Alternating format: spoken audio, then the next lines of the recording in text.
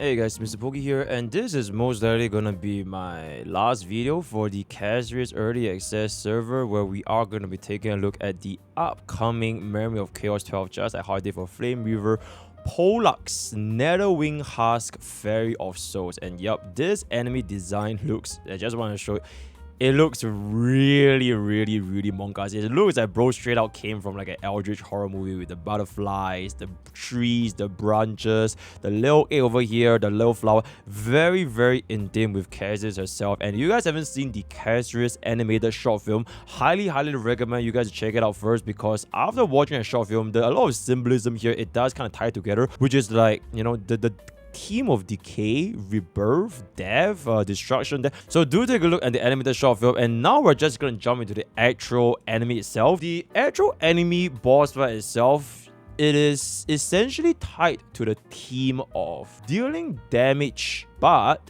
you don't deal any damage at the same time. He has this extremely strong damage reduction, almost like you're fighting an egg. Before this egg cracks, no matter how much damage you deal, you can't really get into the meat of the unit itself until the egg itself actually cracks, which is gonna be from the actual mechanic. Netherwing, slumbering dorm in the River of Souls, awakened by the alchemical summoning and morphed into a thing of rot and decay. It was once a death titan swimming upstream in the River of Souls currents, leaving the realm of non-existence and stranded in the mortal world. Once they follow the tides of River of Souls to drown the living lands, branding all things and forest to a fatal end. All the existence that will die or have died will feel a shudder in the depths of their souls with the dragon's return. This basically feels like, you know, Memory Zone meme? Yeah, this is like the actual eldritch horror, no messing around, no joke, all in yep, die, that kind of feel. So let's just take a look at what this guy is actually about when you go into the combat. The Memory of Chaos Turbulence, you can see over here, all ally skill level +3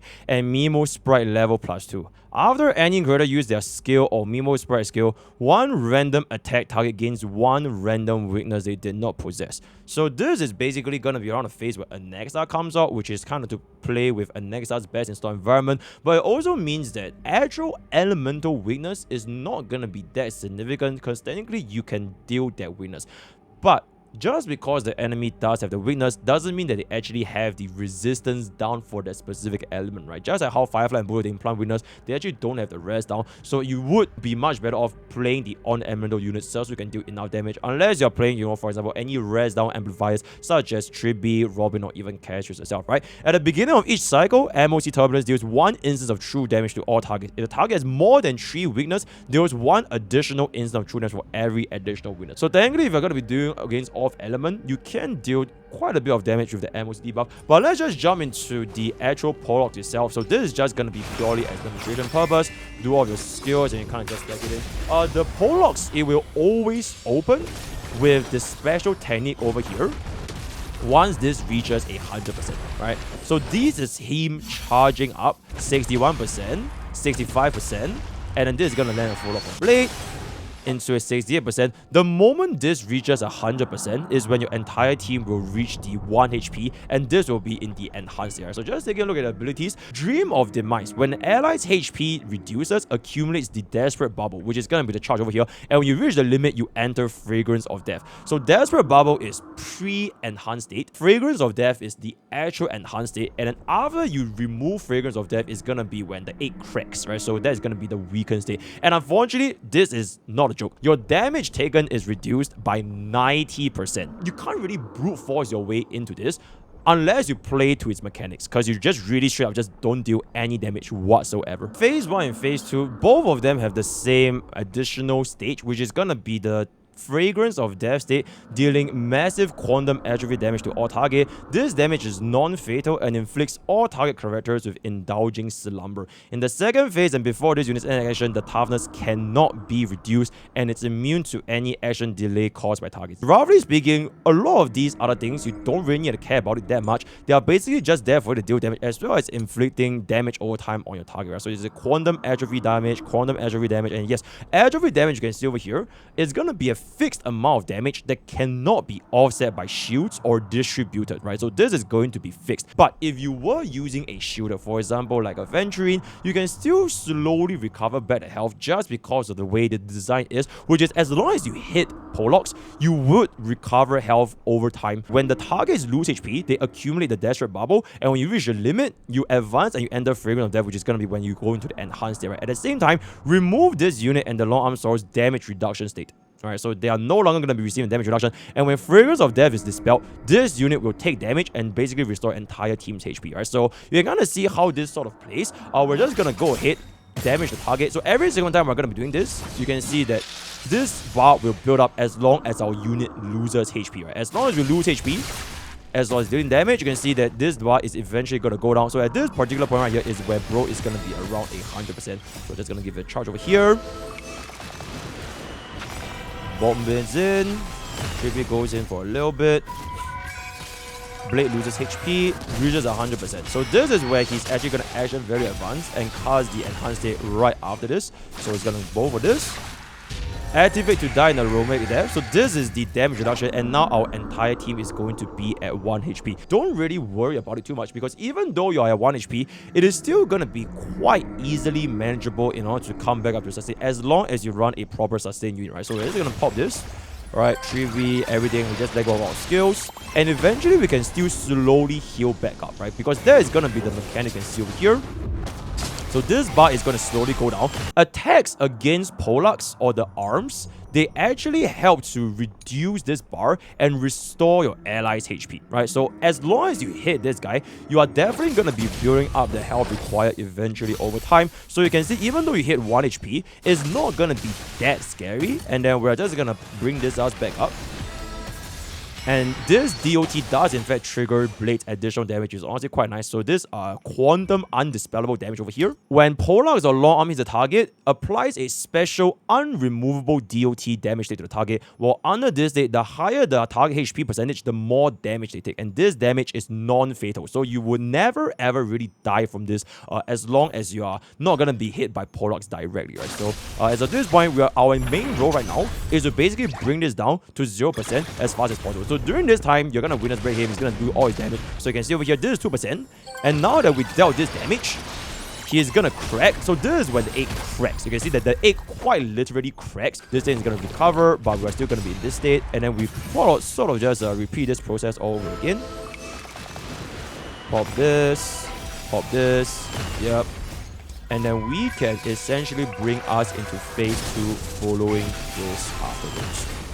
Alright, boom, 4%, Sundays bring us back in, and then that is going to be enough for the final hit. Follow up with the DOT, and this is going to be phase 2. The difference between phase 2 and phase 1 is honestly not that much. It's just that he now gains this additional countdown, right? So this is going to be the exact same cycle. He's going to charge up from 0 to 100%. Right, all these are going to help him build up the stacks for himself, the percentage, the charge. And then eventually when he does hit 100%, he's going to activate into the enhanced state again.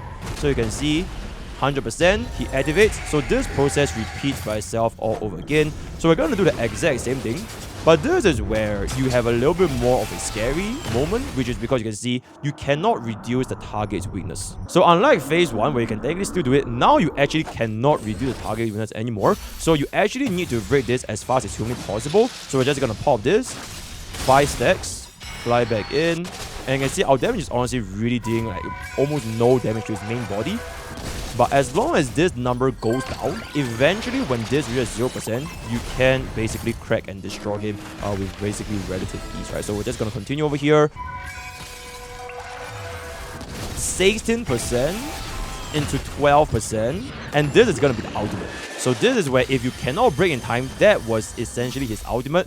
And I would say that comparing this ultimate animation to, for example, like Flame Reaver's ultimate in phase 2, I'm not sure if you guys have seen that before. This one is honestly a little bit fast and a little bit underwhelming, but that's just my personal opinion. And then we can just kind of repeat itself over again. So now that you have almost broken, even though you took his ultimate damage, it's not gonna be that scary, at least from this experience so far. Tribute can essentially go ahead and try to pop this ASAP. 3%, 1% is gonna finish this up. He doesn't really do anything different at this point. So you will just keep repeating this until the egg cracks again. So you crack the egg, give us a little bit of a buff, And essentially, Blade can more or less finish up this stage right here.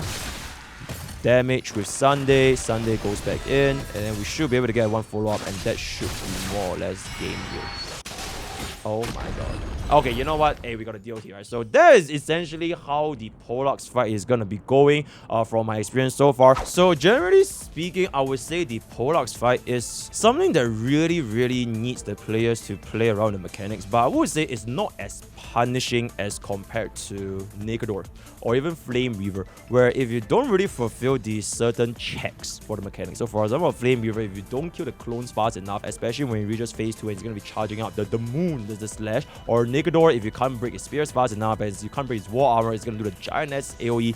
If you don't fulfill these requirements, chances are you're most likely gonna be getting destroyed or you have to reset run because you really need to play to the mechanics. But for Pollux, even if you didn't really break the shield fast enough, right? You didn't break his HP fast enough, you can see that even after he did cast his ultimate, it was not that punishing.